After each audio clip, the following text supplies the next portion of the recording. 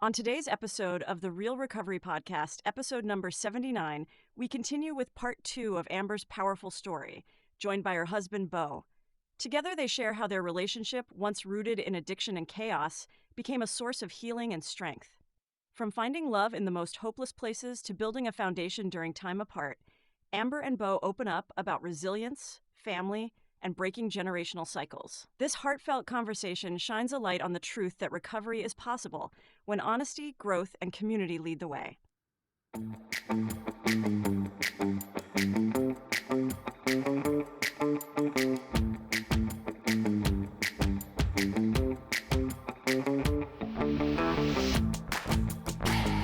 Hello, and welcome to the Real Recovery Podcast. I'm Julie, your co-host. On this journey of healing and transformation, together with my co-host Peter, we dive into the heart of recovery, sharing stories that resonate with courage and inspiration. That's right, Julie. Each episode is a new chapter in this vast narrative of recovery, and we're honored to bring them to you. But keep in mind the perspectives you'll hear are for informational purposes only and may not reflect the views of the podcast or our partners. Indeed, while these conversations can be a powerful part of your recovery toolkit, they are not substitute for professional medical advice.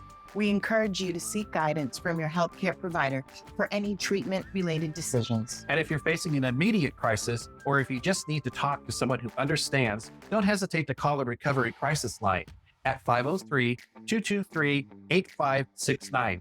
The number is also on our website. Help is available 24/7. Now let's begin our episode of recovery, real recovery. Okay, we're back, Peter. We are back. And Bo has come over to Studio H, Peter's house. This is part 2 of Amber's continuing story. So where we left off last is she was just talking about how she first met Bo, and then the second time. And that's what we're going to hear the continuation of. So welcome back, everybody. Yeah, welcome, Bo. Good to have you back. Thank you. Appreciate y'all. Good to see y'all. Yeah, good to see you. I love that you guys. were on our show before you were an executive director. That is true. I That's love fact. that, you know, now. And I love the work you're doing. I told you were perfect for that job, though I know it's hard. Yeah, absolutely. It is. I know it's time consuming. Yeah, there's a lot of moving parts. I when know. you're- Political, Yeah, economical, man, bullshit. that part. It sounds overwhelming. It is. Who do you It's a hang lot. out with? That's one thing I love about the podcast. Like, so far, we don't have to do that. Yeah, Yeah. And I told Peter today, I actually appreciate that part. We'll get some money next year. We're still on $760 funding for, we've bought in shirts. That's all we've done is to give out. You have to do the podcast to get one. Absolutely. But, yeah. I can't but wait to we're get gonna mine. get there, but we don't have all that bullshit. And I appreciate how authentic we are. yeah, absolutely. It makes a difference. He does. has done so well with the transition from his previous role into being the executive director. There's a lot, just like you said, there's a lot of moving parts. There's a lot of learning. He's had incredible mentors just pick him up and just show him and the way, but you also have to be teachable. You have in to be authentic, and I think, as well. Yeah. And you have to be teachable. There's some things that you can learn and some things that you're born with. And Bo is born with the things that you can't teach. And he's teachable people around shit. the peopling. He can people the people out. That, look at that's me too, my man. Yeah, absolutely. Where Peter is a technological genius. And I have the looks, he has the brains, but we haven't Yeah. made a lot of Yes. money. Together. Either, so there you go. Perfect Can't stop team. it. Yeah. But Bo That's is the fact. same way he is in the community that he is at home. I He love that. works hard in the community. You've seen him at events. I Like already he know. runs around, he's sweating, he's talking to Yeah. people. He comes home and it's family time. And you know what I love is that the first time he was here, he wasn't the executive director. And I'll get you a table. And then a lot of people don't know this, but I applied to work at Oregon Recovers. And I'm thinking, the job is like an assistant in the office. And I got you. I am brilliant Yeah. business wise. I've run a company, but this is going to be business and in recovery, right? So I go into the interview and it's him and Dan's part of my home group. Bo does the job description. And you're going to have to stand on your feet a lot, carry, set up tables. And I said, whoa. In the middle, I didn't even get to the third thing. Yeah. And I said, there was like 8 things. I was like, I must have misunderstood this job. And I don't want to apply for this job. This job is not for me. Absolutely said And I'm that, like, bro. I'm not carrying tables for you anywhere. Period. Say that too. And I was like, This is the fine print. And I didn't know Dan was going to be in the interview. And I'm I like, love Dan. whoa, Dan. So anyway, so that was my career at Oregon True story. Recovers. Oh my gosh. Yeah. But look, now you are a part in a different way by being at the events. And can I tell you, except for the color of the shirt, as we discussed, the tan. And then when I saw his Air Jordans, it all made sense. And Dante took the blame. He was here and I was like, yeah, but I don't like the color of the shirt. And Dante was like, I might have had a part in that. And I was like, This year will be good. I was like, I don't look good in tan, Dante. And yeah, it's crazy how things work. So welcome. Good to have you back. Appreciate So it. you guys met on your last relapse. On my Yep. last relapse, yes. My honey. I met him at the door as I was going in to purchase my next bag. And we've talked about this before. Like, what was your first thought? My first thought, we didn't know that we had met previously. We didn't know that we had met previously until years later. With the hair. Yeah. Yeah. And so we had actually talked about this a couple of years ago. What was your first thought? And the first thought, even though we were in our addiction, there was just a safety aspect about each other when we were together from the time we met. We were just drawn and I it was love that. safe immediately. And that's what I felt from the time I locked eyes with him. Wow. Yeah. Yeah. I felt the same way about Peter. Yeah. So awesome. Peter has his own husband for our listeners, just so you know. Yeah. Though Tony thought we were a couple. Several people have thought we were a Great couple. couple. But when I you wasn't work sure. that I close wasn't gonna together, ask, though. when you work so closely together, it He's my work husband. Y'all mesh well. Yeah. We Yeah. do. Yeah. Yep. We do. And Peter, for real, and I'm not saying this in a funny way. I told you going to IOP sober at 25. Peter is my safe place. Yeah. Peter is the first place I've had family holidays Mm. and with my sponsor. Yeah. And in this house, celebrating Father's Day, which I haven't seen. My father's been dead for 40 years. First time I've had a holiday that I could remember was here with Peter. Mm. And his mom just came to my birthday. It's like everything. I Mhm. love that so much. Yeah. Yeah. So, our family of choice, we say. Yes. Yeah. Yes. and for an only child, that's everything. Yeah, Yeah. it is. It really is. Yeah. Super important. So he was your safe place. You had that connection. Yeah. It wasn't lust. There was definitely some of that for sure. It's like that, especially when, you're in the addiction and Tweaking and freaking. That's pretty much it. Our first I've stayed in a hotel for 3 days before. I understand. Yeah. With a girl. Oh my gosh. Our first date was at my apartment because I still had the apartment. But my roommates, who I still talk to today, I've made amends and we still chat often or frequently. Still had that apartment. So our first date was my apartment and Denny's at 4 a.m., if that says anything. Wow. It says everything. Yeah. was it late night? Was it early morning? It was- It's hard to tell. Yeah. that was like maybe 3 days after. How long was that after we ran into each other at the Yeah, house? it was about then. Between Yeah. 3 days in a week. Can I ask which Denny's? Yeah, it was the one that used to be there on Old 82nd. Which was right next door to where she used to live. Yep. I used to go to the Denny's down by Portland State. Mm. Now there's a red line there. That was my after the city nightclub Denny's. Oh, yes. You can always Yeah. count on Denny's to be available. Yes. And now one of the only ones I know is on MLK. Yeah. think And so. Clackamas. No. Yeah, 82nd. That's right. Yep. Yeah, that's right. There you go. We should get a promo from Denny's. Yeah, and right. just say Yeah. it's like Sponsorship. Yes. sponsorship from Denny's. Yeah. Free breakfast. Escalated very fast for us. We didn't waste any time. We just became a team on the streets. And Yeah, real quick, because she had a car. I didn't.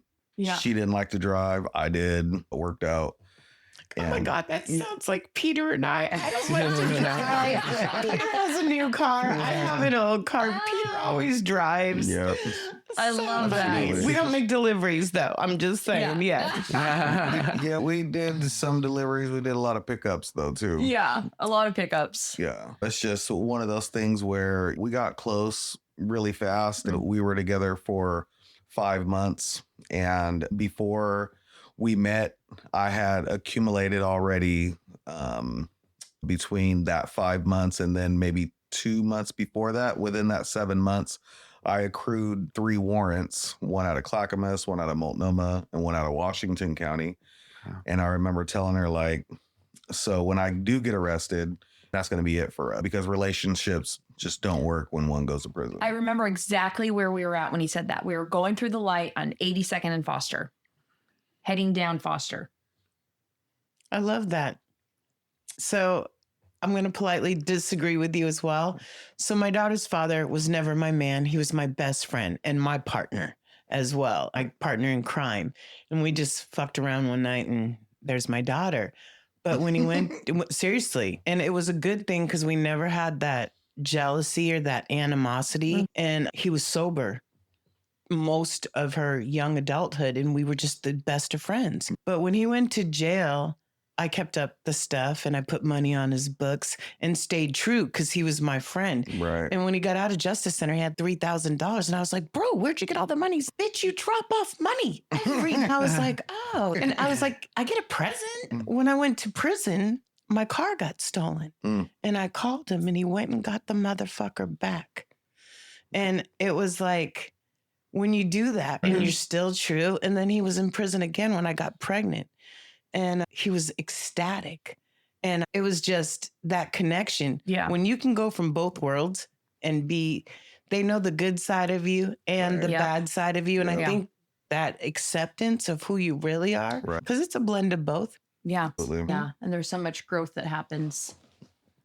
Yeah, there is. And so I remember telling her that. And then shortly after that, because at some point when you're selling drugs or whatever, you don't always sell drugs forever. It gets to a point where, all right, so there comes an end, and then there needs to be another way to continue to get loaded. Court service. I was tired of selling drugs. Open a few businesses, have the drugs delivered. Right. Yeah. I wasn't able to do that. Yeah, I wasn't either. I wasn't able to, we weren't able to stay ahead ever. Yeah. I was a money-making bitch. Yeah. That's what's up. Yeah, I was too, but in a different way. I was pretty ingenuitive when it came to the crimes that I committed, and it was like things that people weren't doing. Like, we ended up getting, between that 5 months, there was times when I got arrested, and actually the only time I got arrested was on that December 17th of 2017. And that was when I went to prison. And so I got sentenced to 24 months. I did 19 on 24 months this last time. And during that time that I was in prison we built, I didn't think I was even going to talk to her again. Well, I was still on the streets when he went to jail. Almost, I'm going to be honest with you. From a prison standpoint of view, most bitches aren't going to stay true and talk to you. That's what I told her. I told her at that time that once I get locked up, I'm going to prison. I knew that. I got theft ones, which are Measure 57 crimes, and I've got multiple of them. And I already went to prison twice for Measure 57. Each one they gonna crack me for. And so there was that. Yeah. So when he got picked up, I was still running around Portland, and he was like calling his mom from jail, like trying to figure out where I was at. And she was reached out to me, and I was just like, really? Yeah. I just wasn't like, I couldn't message her back, but I did, but I was just running around trying to survive. I was surviving because I just lost. I was the caretaker. Yeah. You know what I mean? I provided the dope, the money, food, you know what I mean? I understand. Yeah. Yeah. And so I was just trying to survive it. And 2 weeks later? Yeah. 2 weeks later, it was New Year's Eve. We got arrested in January on the 12th, I think. Oh, no, it was January 2nd. Yeah. January 2nd, 2018, I got arrested and on a warrant for a UUMB. That Unauthorized happened. use of a motor vehicle. Yeah, it happened when we were out together. Yeah. And they held me on it. And I was in there for 36 days, just like hoping to get a phone call or no, a letter from him, but we couldn't write to each other. And like I would be calling over and over his house phone where his mom lived, which now she lives with us, which is amazing, right? Yeah. She lives with us and helps raise our son. But I would like just want to hear his voice, hoping for a three-way call. But then that would block her from being able to talk to her son. I was in jail. He found out how much time you were getting during that time, right? Yeah. Yep. And then, so she had got arrested, and then she ended up getting out and doing drug court. And then this, like I said, was the third time that I went to prison. I decided not to get loaded this time when I went to prison because, as everybody knows, there's plenty of drugs in prison. Mm-hmm. They're expensive, I have a but question now. Yeah. Is this where you met Zane? Yes. I love that story. I think your criminality has served you well in so many other areas. There's some gifts that come from, like, this is one of those situations where we're taking what the enemy meant for evil and turning it for good. Absolutely. You know what I Yes. mean? And we got a lot of those situations in our stories. So it's like the meeting at the trap house. Our song is We Found Love in a Hopeless Place. We played that at our wedding. Oh, that's awesome. Yes. It was a hopeless place. It's a trap house. So like it's a Yeah. hopeless place. It's pretty And hopeless. Yeah, it Yeah. absolutely was. Especially if you seen the characters we were running around. But anyways, so there's that. And so that was when I went to prison this last time. And then You got 36. How? Not 36 I got months. 24 and then did 19 on 24. Yep. And then that last part when I was in the treatment program in DOC called Turning Point. Were you That at was where I met CRCI? Zane. Yeah, I was at CRCI, and that was where I met Zane and Bear and all the people from the founding fathers of Criminon. And that was where it all began. So that was like a really important part of the beginning of me getting released, seeking that outside validation, which is something that I always looked for as a middle child. That was why I joined gangs and all you that kind of think stuff. Meeting them or getting together, did it make your brain think differently?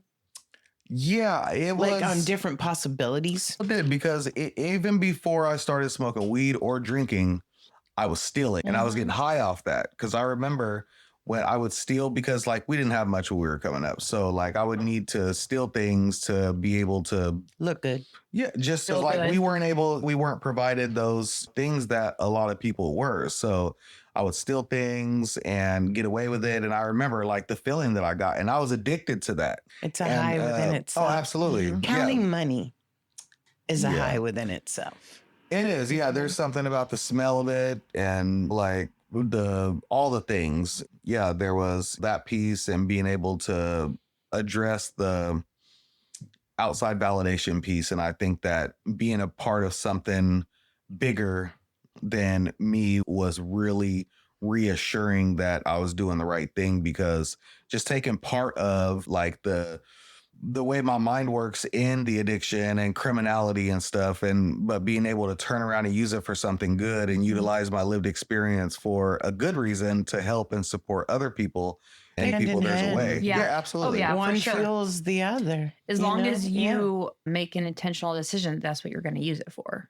Right. Yeah. So like when I was in Clackamas County Jail this last time, the way that I decided that my recovery was going to look different, I remember I had Which And- was in 2018. 2018. This is an important part though. I had an abscess on the back of my head when I got arrested. Yes, you did. I had an infection in my finger. I almost lost my finger due to an infection.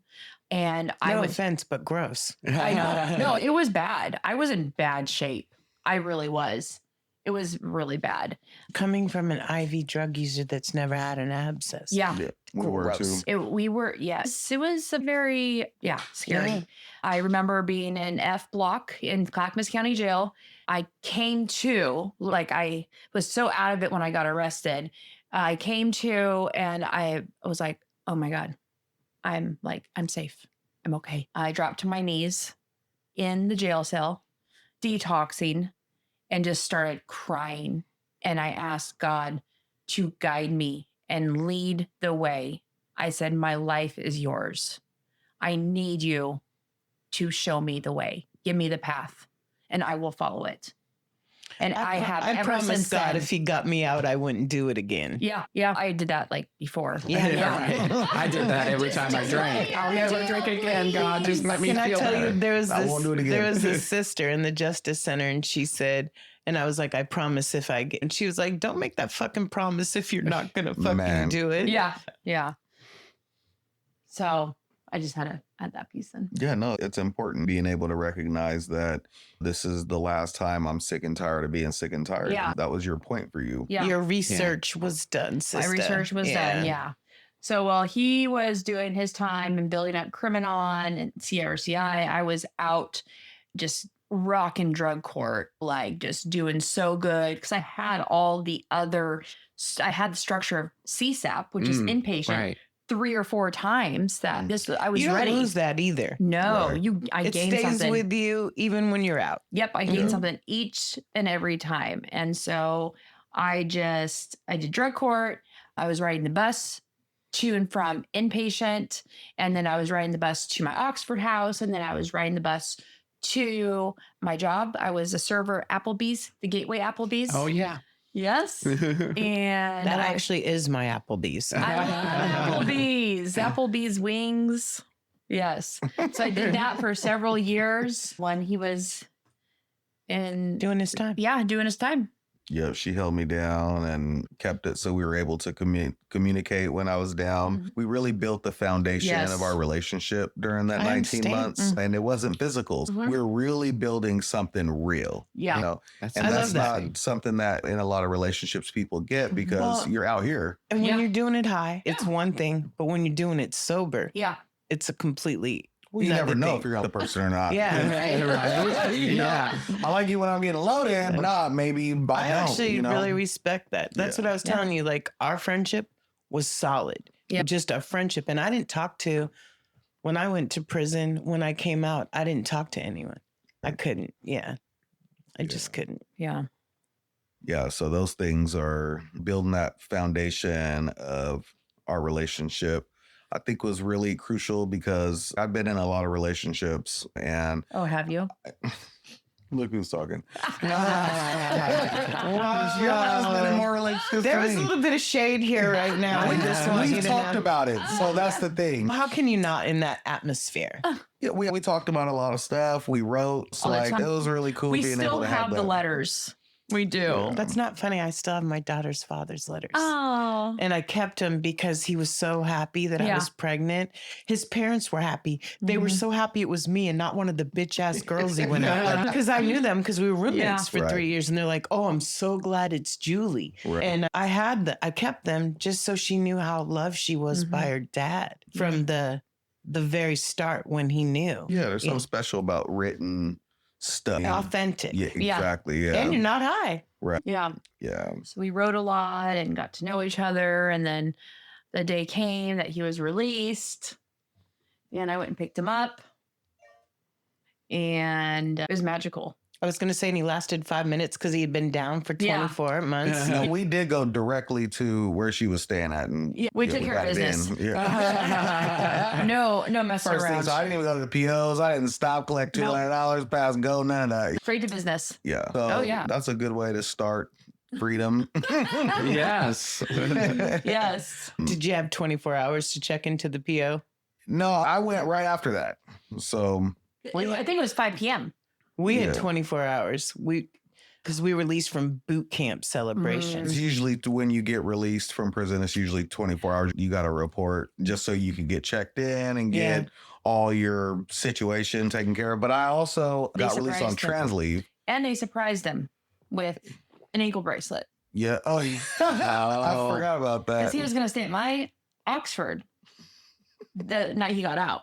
Yeah. And then they slapped on an ankle bracelet. They did. I was pretty pissed off about that. Yeah, I was mad too. Because they didn't tell me that I was on trans leave because I didn't get released to subsidized housing. I got released to my mom's house. So I remember staying at my mom's house and I was there after getting the ankle bracelet and all that kind of stuff. And I remember calling my PO a few weeks later and telling him, like, look, man, like, I need to move into clean and sober housing because I have too much freedom. Nobody here is in recovery. I could absolutely get loaded. I could get loaded and nobody would know type situation. So my PO's, nope, you're on trans leave. You need to stay at your mom's. And I was like, all right, cool. I ended up moving into an Oxford house anyway, against the wishes.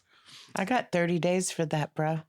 Yeah. For moving without permission when I was trying to get out of Portland and go to Beaverton where I never was in trouble. They said, we didn't give you permission to move. Yep. And I was like, so you want me to stay in Portland? That's right. That's what I'm saying. I ended up moving into an Oxford house and the structure there was really important because UAs and like you got to do all the things. So I remember hitting them up that following month and we're checking in and talking and like, yeah, everything's good. Work's good. Yeah, the Oxford house is going well. Yeah, I talked to everything's good with my mom. Blah. He's like, wait, Oxford house. So you moved?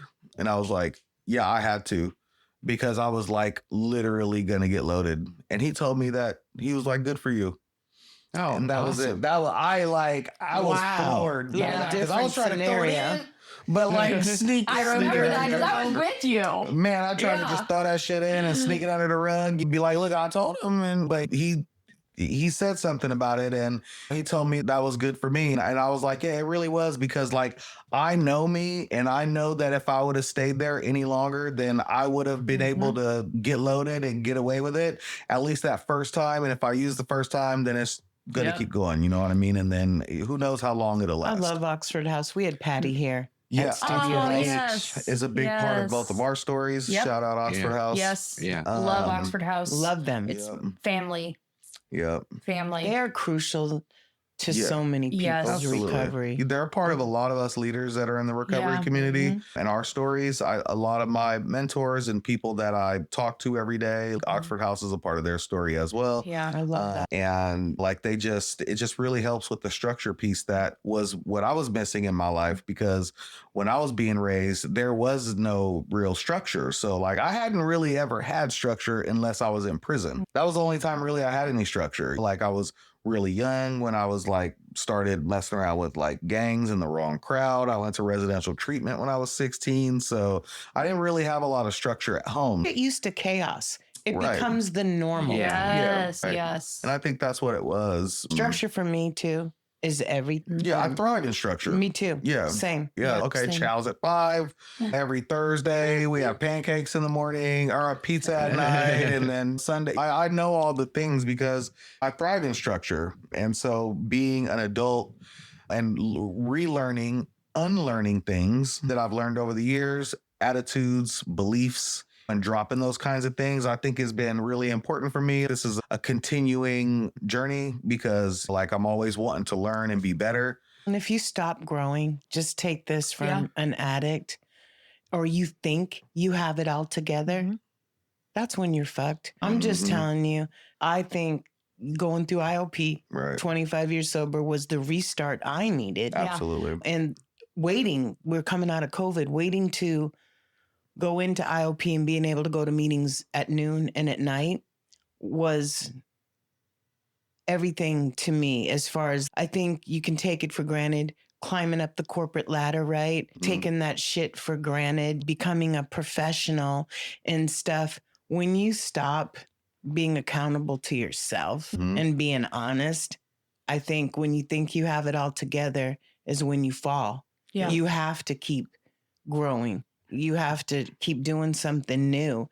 And this guy in my AA group, and I know there's all sorts of different recoveries. And I think whatever's your story is, I love. Absolutely. Okay. Yeah, but for sure. this guy in AA always says, and I tell this to people we know, one in particular, don't let the life that AA gave you take you away from AA. Man. No. Yeah. And because if you do, You're done. Yeah. And some people, one meeting a week works. Some people, two. Some people on Fridays. Whatever works for you. Whatever works. Yeah. Yeah. Period. But me, I can't leave it alone. Yeah. Yeah. Because for me, the saddest year in I will say sobriety, I don't believe I was in recovery that year, Sure. was the year I was working 75 hours a week. Yes, I'm making big money, Right. but I was the saddest I've ever been in my whole entire life. And I wasn't able to go to that many meetings. It wasn't that I didn't want to. I just physically could not. Right. Yeah. And so that is my warning. I'm interested. Oh, sorry. Did I cut you No, off? I was just going to say, what works for you, don't let it go. Right. Yeah. Yeah. I'm interested in, so a lot of, you hear it a lot. Don't date someone who's in the program.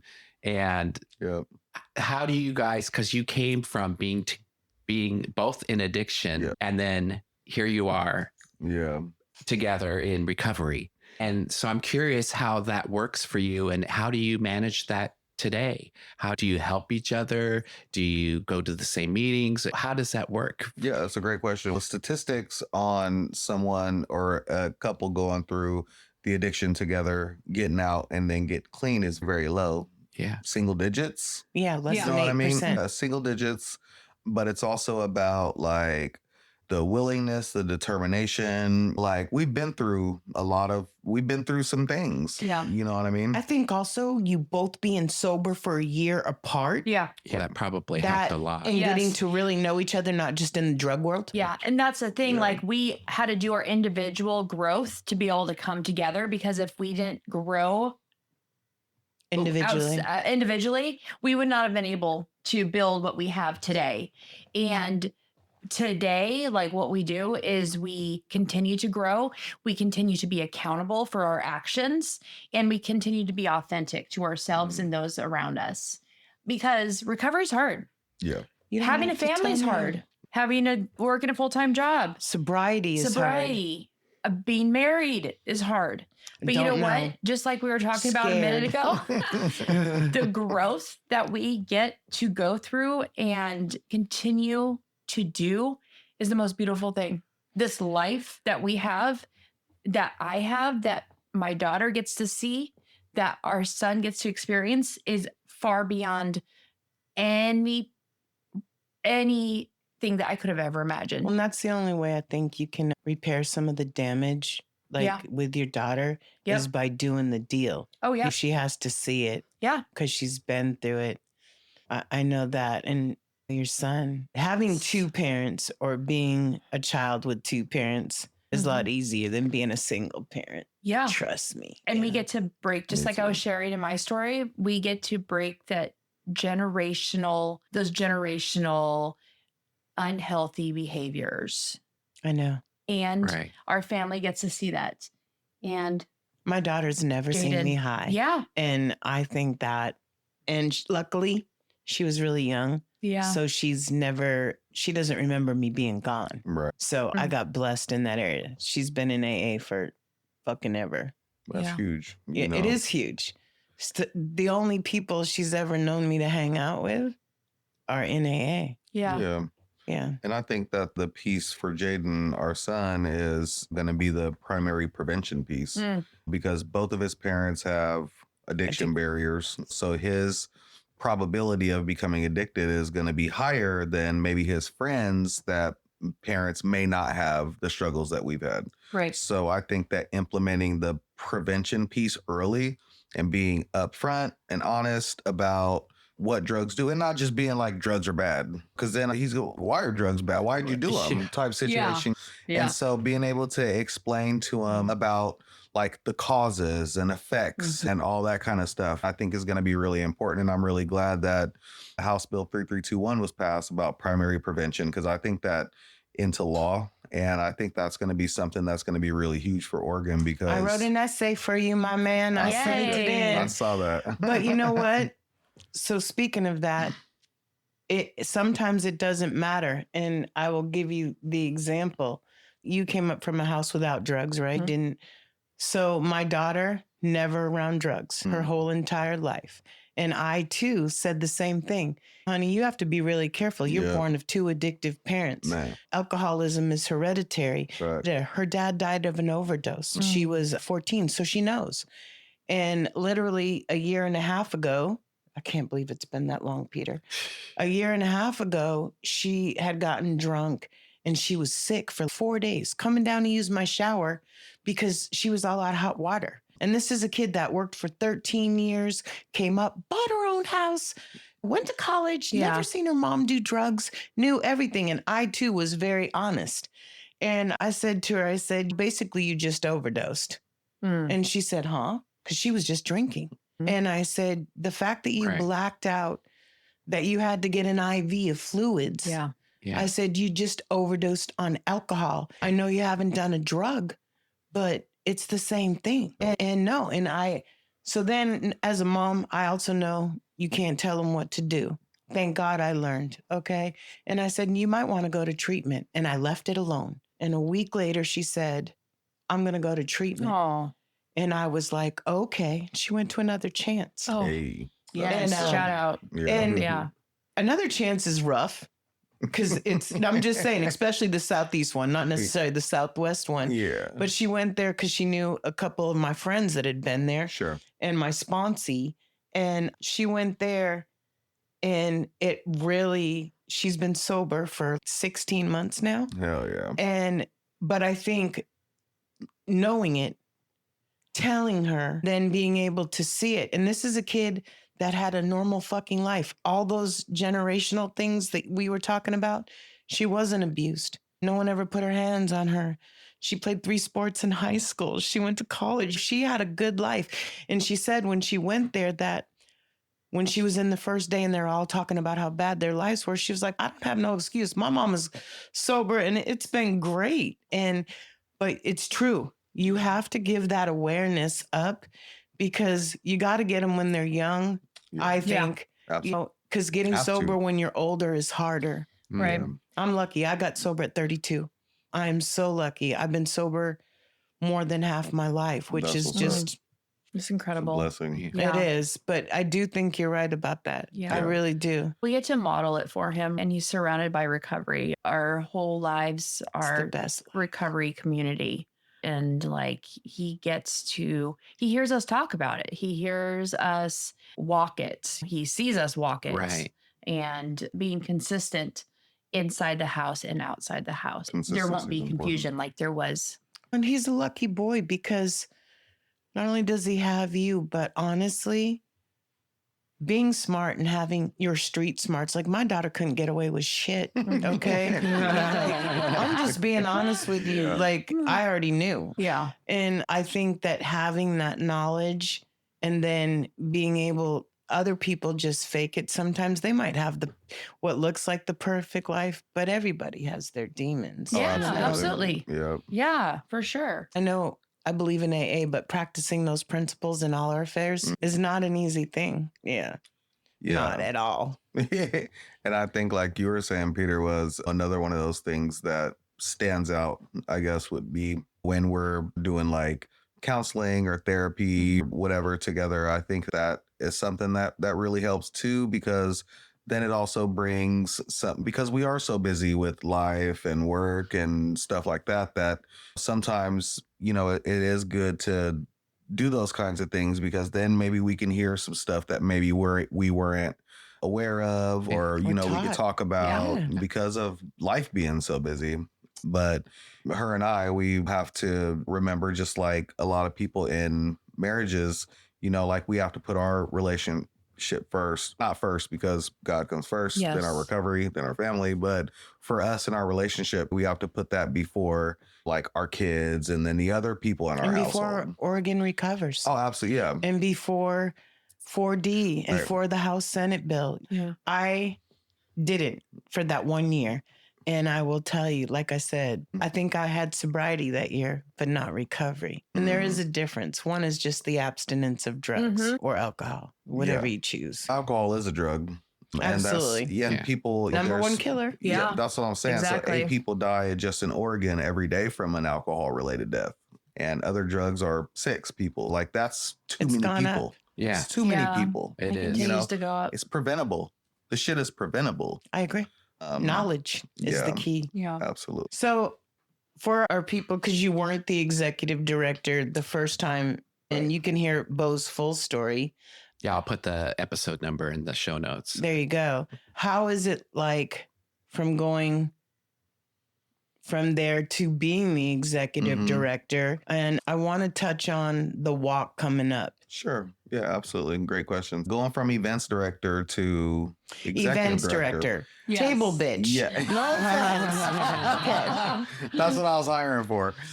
But there's a lot of moving parts when you go from someone that has never been an executive director before, and then but having the culture of the people that we work with and being recognized and known all over the state from my role, and then people rooting me on to even go to do it, to even apply, because there's that thing deep down that says I'm not good enough. I'm not worthy. I don't have the skills, whatever. I'm ashamed of my past. Exactly. And that's the thing. But having people encourage me and be like, hey, like, you do deserve to do this. You do have the skills, the wherewithal. There's a lot of things that I have that aren't teachable.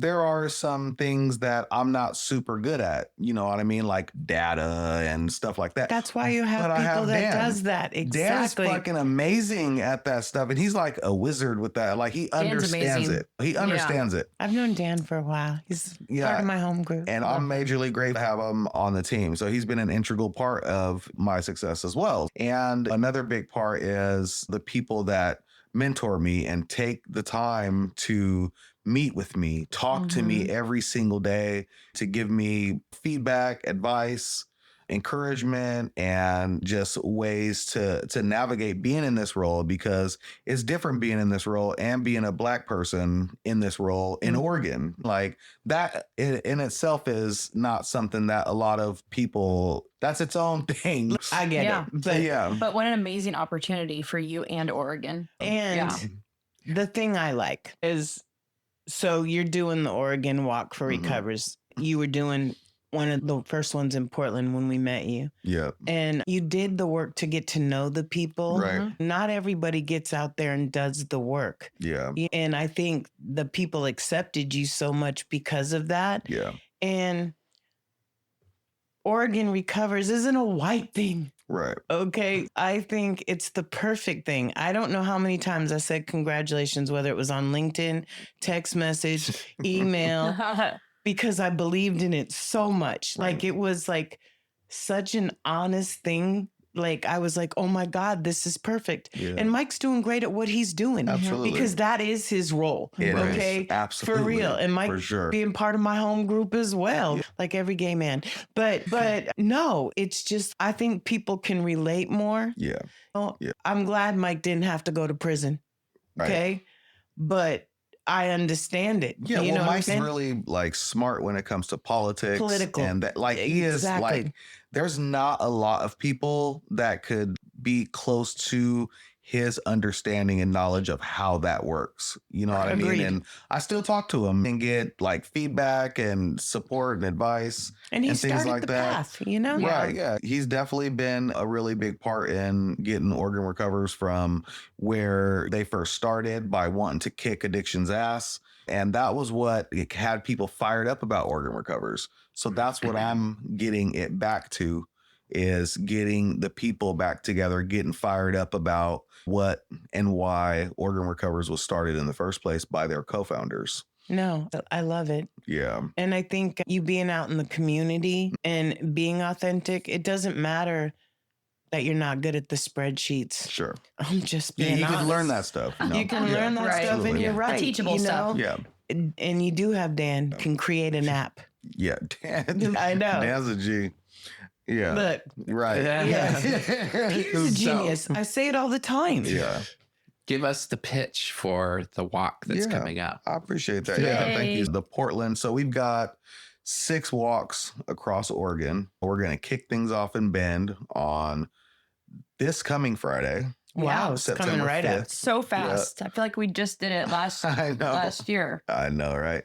So September 5th will be at Drake Park, 5 p.m. And then that same weekend will be in Klamath Falls.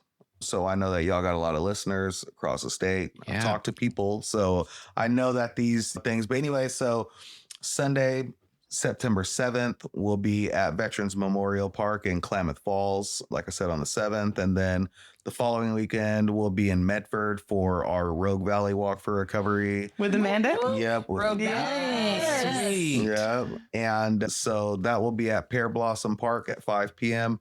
And then the following weekend we'll be in Eugene for our Lane County Walk for Recovery. And that'll be at 10 a.m. at the First Christian Church of Eugene. And then the next weekend, which is the last Saturday of September, we'll be here in Portland. Whoop. Yeah. And then that'll be at 10 a.m. at Pioneer Square. And then the following Saturday will be October the 4th. We'll be in Pendleton this year for the Eastern Oregon Walk. But the Portland Walk, wanted to talk about that one. I'm really excited about being able to be in this position and be together and bring our community together, and also some elected officials will be there to talk about some things. I'm a peer, I'm a CRM. You know what I mean? So Me too, bro. I still do outreach, CRM2 with the forensic peer endorsement. And then I think it's really cool, this particular walk this year, because this is going to be the first set of events this year with me at the helms. Yep. I'm really excited to see our people, our recovery community come together, not only to support me and Oregon Recovers, but to support their family, friends, and loved ones, and people that suffer, that are suffering, that maybe we've lost. And so that, I think, is the biggest part, because the Walk for Recovery is designed to build community power, promote pride in recovery, and show people that it's possible, because the decision makers that make the financial decisions for our state see these things on the media when the media comes. You know what I mean? So that our community are able to bring all these hundreds of people together for recovery. There's something real powerful about that. And especially with the stuff going on with the cuts and all that kind of stuff, it's never been more important than this year to bring our people together to show them that, hey, we're here, we're not giving up, and Oregon Recovers is and has historically been the watchdog for recovery services. And we're going to continue to advocate for those voices, the people that are still suffering, the people that we lost, and the people that may get addicted later. You know what I mean? Like, we have to be able to protect the recovery service, the funding that is available now. You know what I mean? Like, that's really important, because there's a lot of organizations across Oregon that are 100% Measure 110 fully, like they're fully like 100% reliant. So we have to safeguard those funds, because there's a lot of amazing work that's going on across our state that aren't exactly being talked about. Restored Connections Peer Center in Eugene is doing some amazing work. They've got great data out there that proves that the cannabis tax funds are going to a good cause. And so Oregon Recovers is doing these walks for the people of Oregon, because they are who matters. That's who we're looking out for.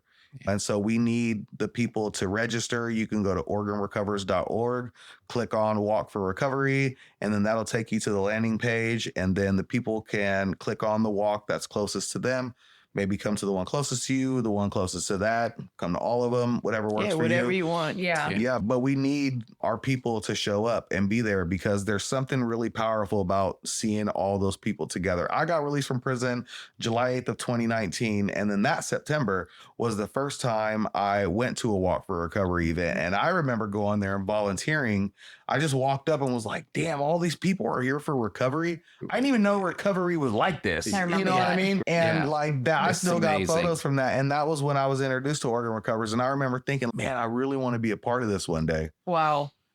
So I want to tell you, last year when we were there, and we'll be there again this year. We will be. Yay. And stop by the booth. We did a live podcast from there last year. Yeah. Peter pieced, I don't know how many segments together. It was a lot. We met our people from Serenity Lane there. Yeah, they'll we be there met again. Eric Allen. They've been on the show. He's gonna be MC. Yeah, like I'm just telling you, we met a lot of people there last year that we've had on the show. We had one guy steal a shirt. We hope that he enjoyed that. Yeah. No, we're like, wow, he must have really wanted that shirt. Hell yeah. Spread the message. Yeah. So it was great for us. And we were on the news for 6 seconds. And that was like, holy shit. Hell yeah. And I was like, Peter, we were on the news. People are texting me. Hey. And so it was very cool for a little podcast out of Peter's house. Getting bigger. It is. Yeah. We're over 10,000 listeners. Hey. And like I said, we're 32nd in Australia because and he's going to be on our show. Hell yeah. We're going to Zoom host with him. We have this guy that goes to extended family and he's in Australia. That's so awesome. And all he the way like, down under. Yeah. so I mailed him a shirt. It cost me $76 fucking dollars to mail him a shirt. Hell yeah. But he rocks the podcast in Australia. So we've gotten some people from Australia. That's so tight. That's amazing. Yeah, it is. It is. And he's hysterically funny. You never know. You don't. And he's looking at court right now. And he's been in our meeting and he just came across our meeting and he stays there. It's just a crazy thing. Yeah. That's why I always tell people, you never know that when you're talking or sharing or whatever, that it's going to help or support somebody else. It could help save somebody's life. You never know. You never know. And so that's why stuff like this, the podcast, the Real Recovery podcast, the Walk for Recovery, and just being part of the community, because the addiction is not just people that are houseless and they're struggling with behavioral health, mental health and addiction stuff. Right. And it's not a you problem or a me problem. It's a community problem, a me problem. We got to do this together. And Oregon's got the second highest addiction rate, and we are last when it comes to access. And I don't like living in a place like that. We got to do something about this, but we have to do it together. Yeah, I 100% agree. Lance was here before Amber. Yeah. And he's a big fan of you. Oh, and sweet. A huge fan. He wanted to book today because he wanted to run into you. And seeing what he does and what happens, it all coincides together. It's huge. City team is such an important part of our community. It is crazy. Yeah. But I'm looking forward to the walk. It'll be our second year. Yeah. Yeah. I'm So really excited to have you both there. Yeah. It's exciting for us too, because Peter and I don't go out in the public a lot, you know, but the people we meet overwhelm me. Yeah. Powerful, isn't it? Yeah, it really it is. And honestly, I'm really grateful for Mike introducing us Yeah, me too. more than I can say. Yeah. Yeah. So What I love about it is people are showing they're shedding the fear, Yeah. right? Yeah. And Breaking just the stigma. coming out in this public. is me. Here's where I am. It's what we do on the podcast, trying to remove that stigmatism. Hell yeah. And so that people, when they look at that line of people going into the mission, you don't know who's going to be an executive director someday. Exactly. Yeah. Yeah. Or Look be you don't know when you're going into prison, you're going to be the executive Yeah. director of Oregon Recovers. Absolutely. And here on your birthday. Yes. Happy birthday, happy babe. birthday. Happy Man. 41st birthday. Yeah, I just celebrated. Today is my 20th anniversary of my 21st birthday. I love it. So I know. Try and figure that out. So you have to do the math. So He 8 would- days ago, what's today? The 29th? 30th. 30th. Okay, so 10 days ago, I celebrated turning 60. Are you Nice. fucking kidding me? But you know what? I've been sober since I was 32. How lucky Wow. am I? That's Yeah. epic. I've been out of prison since 1994. Dang, that's what's up. Yeah, on October 31st. What a beautiful life you get to live today. Man. Yeah. Look, I'm just lucky. We are lucky. God is good. Blessed. You Yes. know, I have a higher power that's been looking out for me for a long time because I should have been dead. Yeah, he's A1 since day one. And so. he's always on time. Peter really always is, says, bro. say it, Peter. What's that?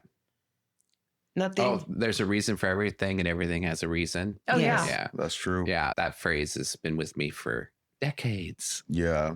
It's because it's true. It's real. You know what I mean? Yeah, and we don't always know why we're going through what we're going Right. through.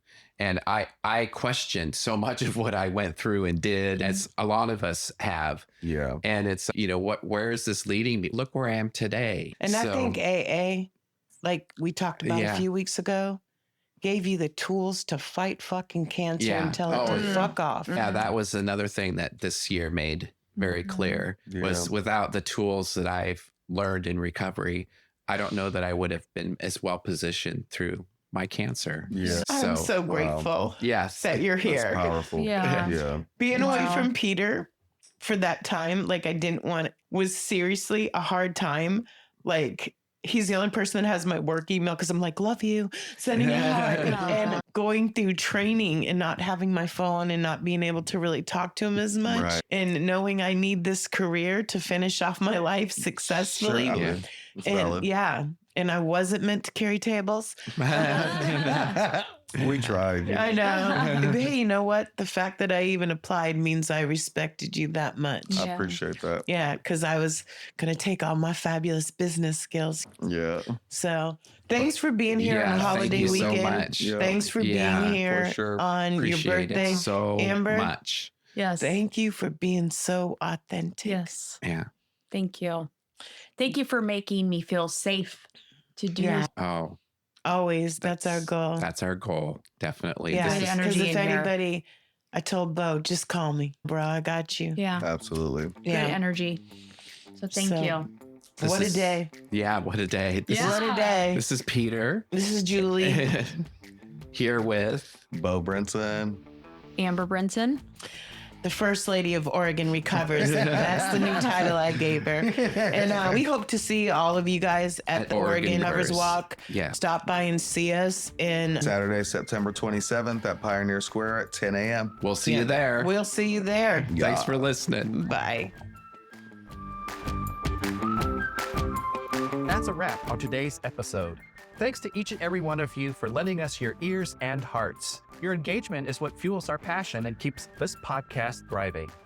We cherish the moments we share here and hope they resonate with you, whether you're on a daily commute, at the gym, or just taking a moment for yourself. Make sure to head over to our website at realrecoverypodcast.com. While you're there, subscribe to our newsletter for the latest insights and uplifting stories from our community delivered straight to your inbox. Click that subscribe button on your favorite podcast player too, so you can keep up with every new episode. It's your support that keeps our conversation alive and meaningful. And if our stories have touched you, consider using the donate button on our site. Your contributions, no matter the size, are deeply appreciated. They help us continue our mission of sharing hope and healing. Join us beyond the podcast and follow our journey on social media. Find us on Instagram, Facebook, and on X, formerly known as Twitter. All the links are on our site, so you can stay connected and be a part of the Real Recovery community every day. Your likes, shares, and comments not only spread the message of recovery, but also remind us that we're all in this together. So, until we meet again, remember that recovery is a journey, not a destination, and we'll be here to accompany you every step of the way to recovery, real recovery. Thanks for listening.